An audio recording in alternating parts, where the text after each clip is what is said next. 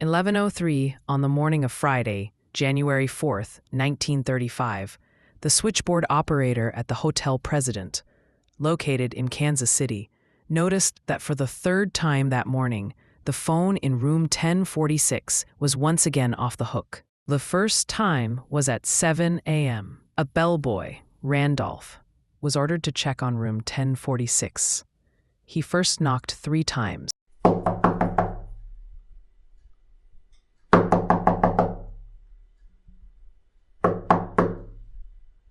There was no answer. In an attempt to communicate with whoever was inside, he knocked once more.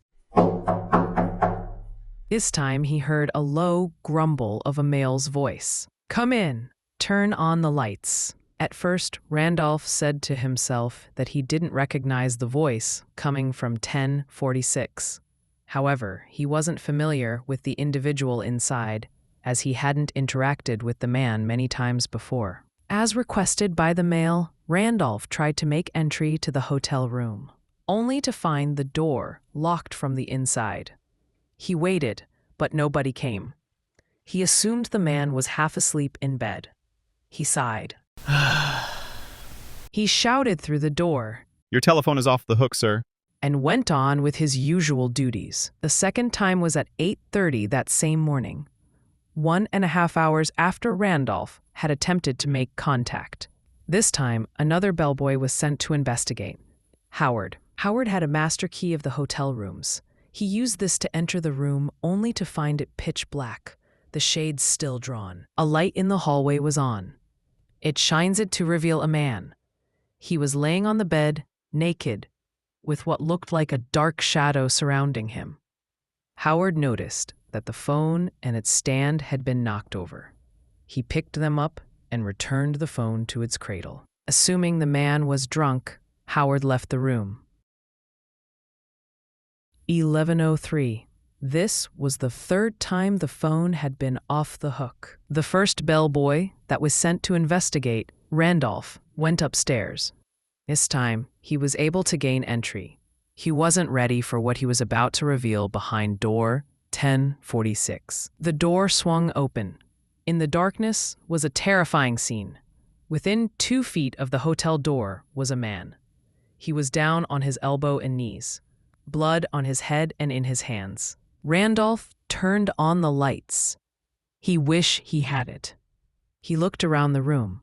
Blood splattered up the walls, on the bed, and in the bathroom.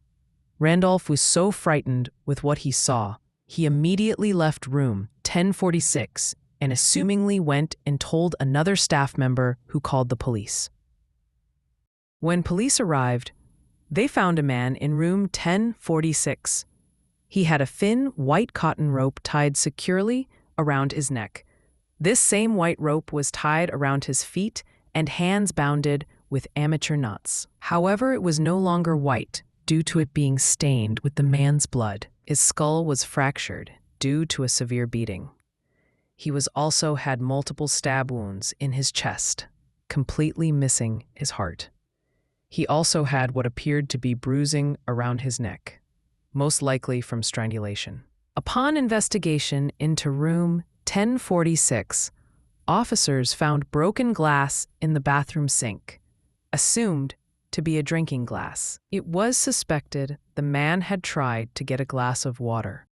However, due to his injuries and having his hands and feet bound, this was only going to end in a struggle. There were no weapons in the room, meaning that the man's injuries were not self-inflicted. When police arrived, the man was still alive and breathing, barely holding on. Police asked him, "Who did this to you? Who hurt you?" His reply? "Nobody." Before falling unconscious, the man had explained that his injuries were due to falling in the bathtub. After being assessed in hospital, it was apparent that the man's injuries were 6 to 7 hours old, meaning they occurred prior to Randolph first knocking on door 1046 at 7 a.m. that morning. Unfortunately, just after midnight, the time of death was confirmed. Police were now working around the clock to unravel this baffling mystery. which to this day remains unsolved. Rewind to when the man entered the hotel. He had checked in 2 days prior to his brutal murder. He checked in under the name of Roland T. Owen. Hotel staff described him as being around 20 to 35 years old, brown hair and a large scar on the left side of his head. It was clear that he had also had some previous trauma due to having cauliflower ear. Randolph was the one to escort the man to his room. He noticed that he didn't have many bags with him, and his belongings, which he did carry, were stuffed in his pocket. These items being a toothpaste tube, a toothbrush, and a hairbrush. We introduce Maid Mary. The same day of Roland's check-in, whilst he was in his room, Mary entered the room to clean. The shades were drawn just like they were when Howard first entered the room later that day. She had said that there was only a dim light that sat in the corner of the room. Mary expressed that Roland seemed anxious. He was clearly paranoid about someone or something. Roland had said to Mary not to lock the door as he was expecting a visitor. Mary finishes her cleaning and assumingly carries on with her day. Mary returned at 4 p.m. to bring fresh towels. This time, when she entered the room, Roland was laying on the bed, fully clothed and fully conscious. Mary hadn't had to use her master key card to enter, as the door was already unlocked. On the table sat a note. It read, "Dawn, I'll be back in 15 minutes. Wait." The next morning, at 10:30, Mary returned to do her daily cleaning duties of 10:46. This time, the door was locked from the outside. The only way to do this is to have a hotel guest key card, meaning someone had used that exact key card Ronald was given to lock the door upon exit. Anyone on the inside after the key card had locked the door wouldn't be able to let themselves out. Mary let herself in order to do her job. She was shocked to see Roland sat in the dark. He was silent and didn't say a word. She had remembered that morning, previous to her entering the room, that she had overheard a phone call between Roland and another individual. At one point, Ronald was heard saying, "No, Dawn, I don't want to eat. I just had breakfast. No, I'm not hungry." Later that day, again at 4 p.m., Mary attempted to supply the room with fresh towels. This time she heard 2 male voices. It is not specified if Ronald's voice was one of the 2 voices. Mary knocked on the door. Instead of silence like the previous time she had knocked, she heard a male's voice. Mary explained why she was there. "I'm here to stock the room with fresh towels, sir." The man stated that they didn't need any new towels. Knowing the room needed more towels, Mary decided not to disturb and moved on to the next room. The next morning, hotel president received a complaint from a hotel guest. They had expressed that it was coming from 1046. However, due to a party in room 1055, they assumed this was what she was referring to, and they had mistaken the door number. The night of Roland's assault, which led to his death, no one, absolutely nobody, had reported hearing any strange noises or unusual sounds that indicated the level of violence that went on behind door 1046.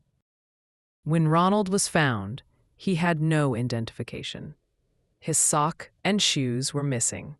He was also missing the overcoat he was wearing when he checked into the hotel.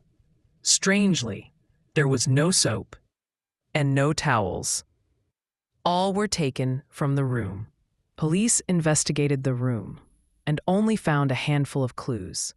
One was an unsmoked cigarette, a hairpin and safety pin, and a necktie label.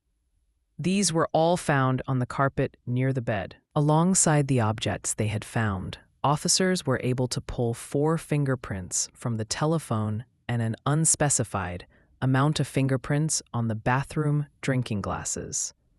The drinking glasses that were shattered in the bathroom sink. The prints were believed to be female. However, they never matched these to anyone. In an attempt to identify the individual, officers put Roland T. Owen into their database. There were no matches, and no record of this man anywhere, which led police to believe that this was not Ronald T. Owen. In fact, the name doesn't even exist. After failing to find out the real identity of Ronald, they had no choice but to decide to bury him in a pauper's grave, a grave for initially unclaimed individuals. After the announcement, Melody McGilly Funeral Home, where Ronald's body was being held, received a phone call from an anonymous male. They insisted that they bury Ronald in the Memorial Park Cemetery. They then offered to pay for the funeral costs. This money arrived at the funeral home in a rolled-up newspaper. At the funeral, 13 American Beauty roses were sent, alongside a note that said, "Love forever, Louise." According to an unknown source, the caller had said, "I'm doing this for my sister," to the florist when making this purchase. This source has also expressed that the man who had called the funeral home, directing them to bury him elsewhere, explained that Roland cheated on a girl. The man had said that he and the girl had a little meeting with Ronald in room 1046. Upon questioning hotel staff, it was confirmed that they had witnessed a female and a male exiting the room. The same morning that Ronald was fatally attacked, the pair seemed to be in a hurry. The anonymous man proceeded to say, "Cheaters always get what's coming to them," and then hung up. Spring 1936.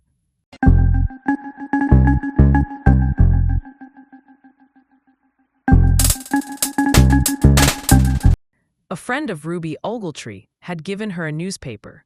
The friend wanted Ruby to see something. When Ruby took a look at the newspaper, she couldn't believe her eyes. On a page that detailed Roland T. Owen's demise, staring back at her was a face she recognized. Her son, 19-year-old Artemis Ogletree, the real identity behind Roland T. Owen. Ruby had not seen her son for some time. Artemis took off and left home to travel to Alabama. This is the last time Ruby had seen her son. Whilst traveling, Artemis kept in contact with his mother by handwritten letters. However, it didn't last long. She explained to authorities that she had received handwritten letters up until spring 1935. At any point during Artemis's stay at Hotel President on the 4th of January 1935, he could have gotten help that may just have saved his life. Instead, Artemis withheld information about exactly what had happened. Was Artemis protecting someone? Was he meeting someone, and who was it? The main question that still remains unsolved to this day is who took his life. The Hotel President still stands to this day and is still actively a hotel. It has become a historical landmark for Kansas City. The reasons that Artemis checked into 1046 in the first place remains buried with his body. The hotel's walls will forever hold secrets of what happened that day. Those walls saw a killer slip away unnoticed.